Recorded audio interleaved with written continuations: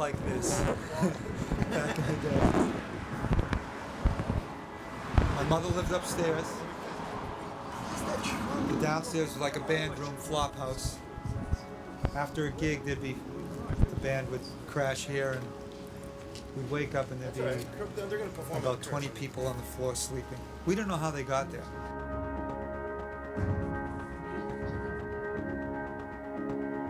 Why are we sitting on this porch? More Than Words was one of many songs that we were writing. In this house. This is where we started. This is where we were writing frenzy. We were writing what? I mean, a couple songs a day, 3, 4, 5 a week.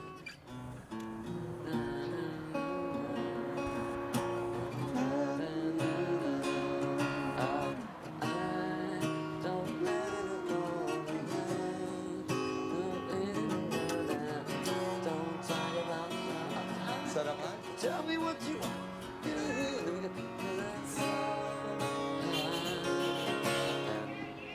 Yeah. That's Malden. It's good to be back in Malden. Now I know why we wrote a hit to get the fuck out of here. Now I feel at home.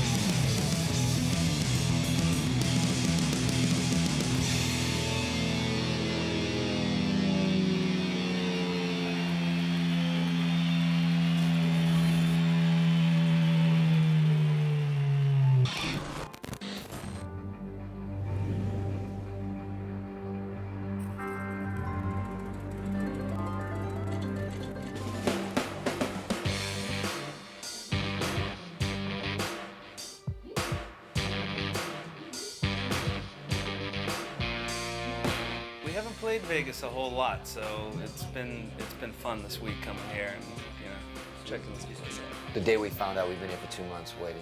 Well, just gambling, drinking.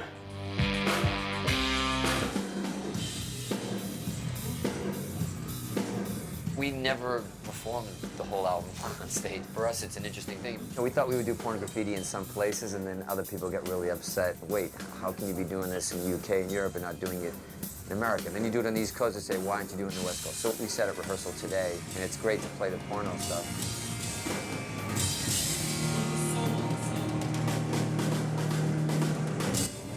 At first, when it became a little trendy to people to tour and do their biggest album from front to back, we were always like, nah, that's kind of, are they doing it for money? Why are they doing it? And then we were trying to do a new album in the sense of getting stuff together, and a tour came up. We were kind of late on getting any new material, and we thought, you know what, let's at least, instead of just going out for no reason, because we had never toured before without new music, we thought, well, let's give it a shot, let's do porno. And as much as we didn't want to at first, it became really fun, and we saw how the fans were reacting to it. It was a challenge for us to do an album from top to bottom and make it at least, recreate it as much as we could. And it became a bit of a challenge. Overall, successful with the response with the fans, and it did become a celebration by default. We didn't intend it that way, but it actually took its own little life. It's been a fun experience because some of the songs on the album we haven't played in 25 years anyway. And we're excited to, document it. Finally, we'll document the 25th anniversary. Some of these songs we never played, so we each have our favorites.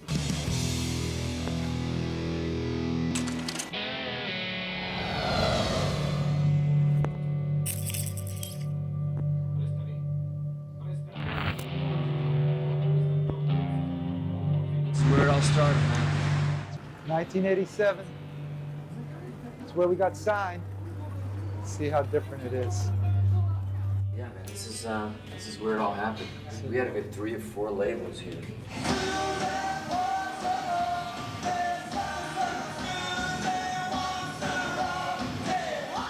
Didn't have the greatest show. It was all right. Yeah. Played an all-ages afternoon show. We went back upstairs, and only one of the labels came up. This guy from very Hollywood Tones came up and says, I'm from A&M, and we want to make records with you guys. We're like, I remember I was changing. He said to you guys, I was like, who is this loser? Get him out of the dressing room. He's like, no, you guys don't understand. I was set to come out and sign you. Right. we left. We flew to Portugal for about a week to, like, in the Azores where I'm from, to do, just for fun, to do a festival there.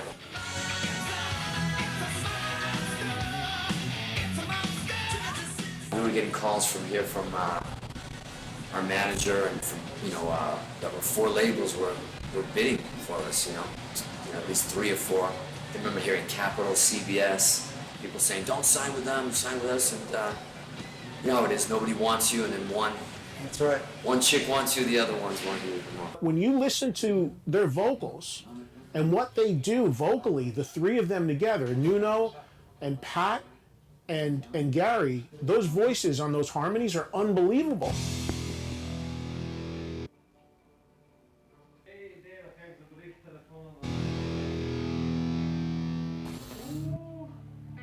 I get a call, it's Geary on the phone.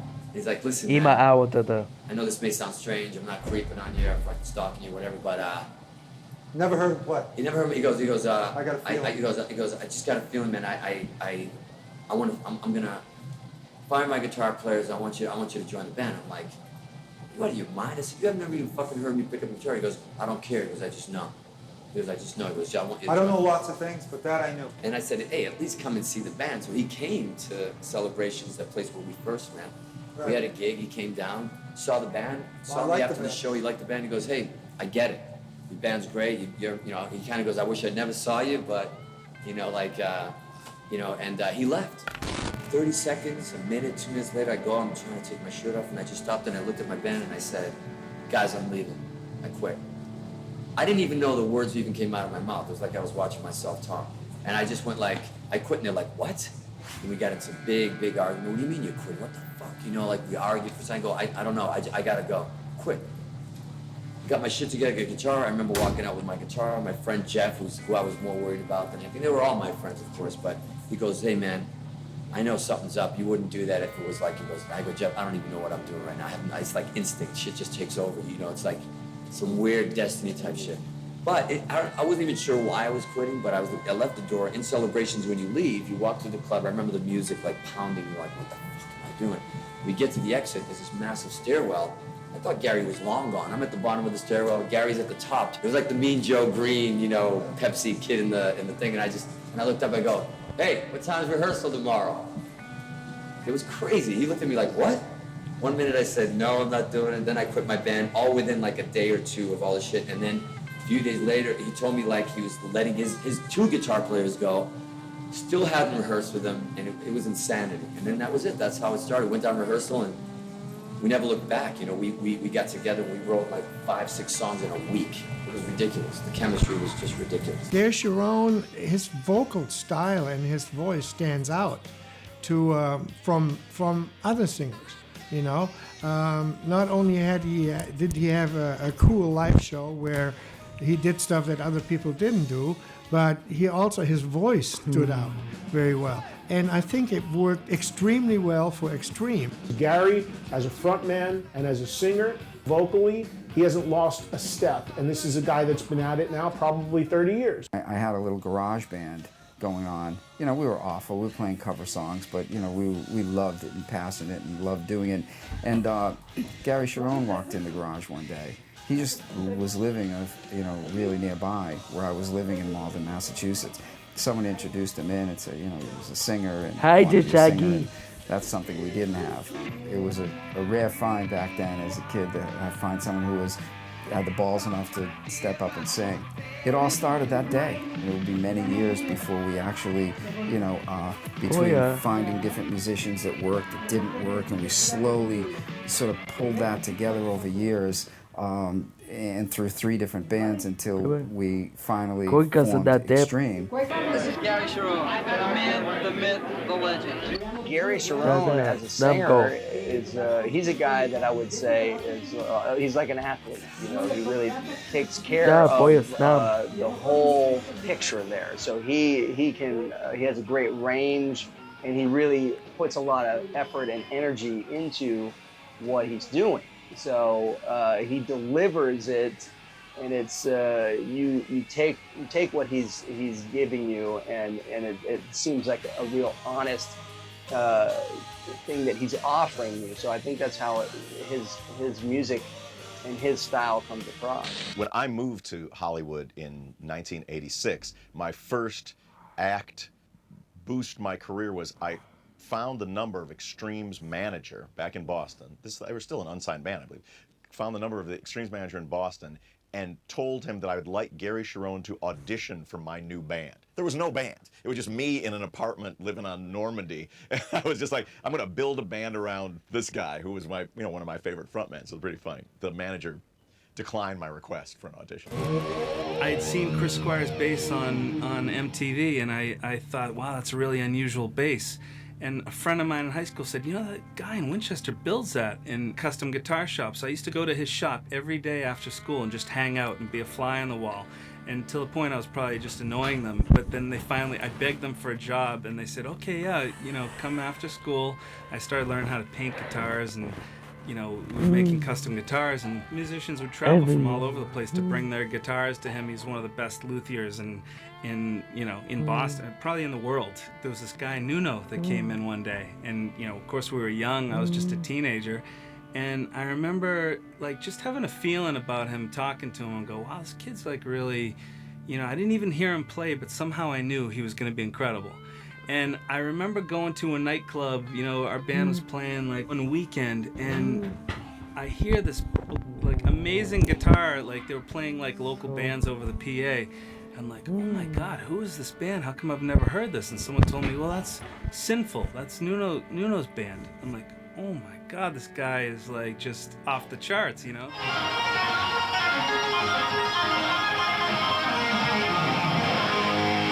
I remember then hearing that he had left Sinful and joined this band Extreme, which obviously I knew, Extreme had been around for a while, and they had 2 guitar players. So then they had kind of cleaned house with their original guitar players, and Nuno joined. There was one club called Narcissus. They had this thing on Halloween where they wanted to get different guys from different bands all to get together and do tribute bands to their favorite bands. Nuno came into the guitar shop one day or called me, and he says, hey, we're doing this Aerosmith tribute for Halloween. Do you want to come in and play Tom Hamilton, be the bass player? I'm like, yeah, it sounds like fun. Little did I know, a year from then I'd eventually join the band. I guess I'd pass the audition as Tom Hamilton. Where's the badge you're at? What's the problem? Why is everybody fucking there? Where's the badge? I don't know where the fuck he is. Stay there, stay there, stay there.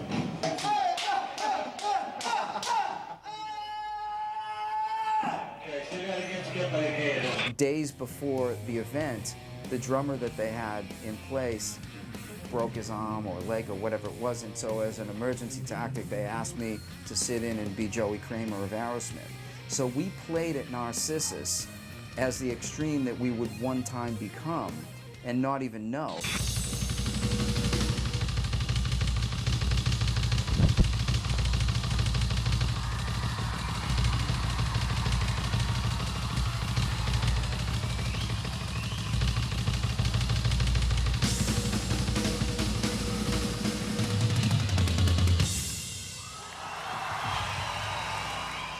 We were recording our 4th album.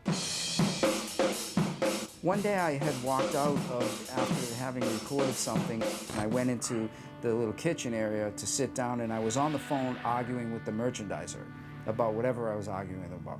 And when I hung up, Nuno was sitting in there. He said, I gotta tell you something. He said, I hear you on the phone passionately arguing on our behalf for whatever you were arguing about. He said, but I'm not feeling that in the recording studio. He said, look, don't get me wrong, you're nailing the tracks, you're coming in and playing exactly, what I would hope to hear. He said, but I think you've lost a little bit of the passion for it. But you seem to have all the passion in the world in here on this, even more so. And that really hit me hard. I went home that night to where we were staying in Florida and thinking, he's right. He's right. I'm way more excited about that. This guy right here is the king of business. He should be on Wall Street. I approached Geary first, I think, to talk to him about, listen, I'm really considering leaving the band, and how would everybody feel about that? Because we were still brothers, even though we fought and all. There was no fight. I would finish the album and stay in the band for as long as it took to get comfortable with the right guy. You know, it was really him and Gary's baby at the time before Nuno and I even joined. And we had a great run with Paul. There came a time towards the end of the run where his interest seemed to be more in managing bands and less in really focusing on his craft of drumming. I equate everything to food, you know? You could love In-N-Out and it could be your favorite thing. If you have it every fucking day, you know, 3 times a day, you're gonna be throwing that shit up and you don't want anything to do with it. It's like that with anything you do. As great as it is, you're gonna burn out eventually if you don't mix it up, or you don't have balance. It's all about balance. Something we didn't know about when we were in our late teens, early 20s, you know, we just wanted to go. We just wanted to go and go and go. Paul was moving in a more managerial passion. His idea was I want to take that and start managing other artists while we were recording Waiting for the Punchline. So I think that it caused some internal problems in the band. You know, the band was like, okay, we think you should pursue that, but it's in some ways not fair to the band. We really need someone who's 100%. I remember driving away from the apartment building when it was all said and done, headed for the airport, and it was sort of, it was a life-changing moment, like, I'm actually doing this. The door opened for Mike Mangini. We were rehearsing in Cambridge you know, and there's these rooms that had paper-thin walls. He was in a few bands in a different room, and you know, Nuno would have his ear to the wall. We're pretty much blown away by his ability. When we met him, his personality was bigger than life. He was, you know, one of the funniest guys, still a very dear friend of mine. He fit right in. He was a close guy. Grew up on the same bands. Very passionate about his instrument. Mike did a couple of songs on the Waiting for the Punchline album. He kind of finished recording the album with us. We ended up going on tour with Aerosmith in Europe and had a lot of fun with Michael. He's definitely the life of the party as well, so we had a lot of fun in those days. He joined us at our misery. He was so excited. He wanted to be in the band for years, and then he joins and he shows up when me and Gary aren't even looking at each other on stage and wouldn't even, like, you know, we're ready to take my guitar off and bash his head in. He wanted to take the mic and bash my head in, but he unfortunately experienced the wrath of the breakup, you know.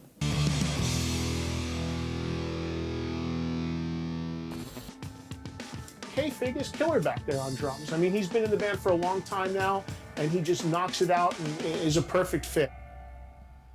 You were a fan at one point. Yeah, right? I was a fan. Until he joined the band. I was in high school when the record, you know, when More Than Words really broke. So I was a fan back then.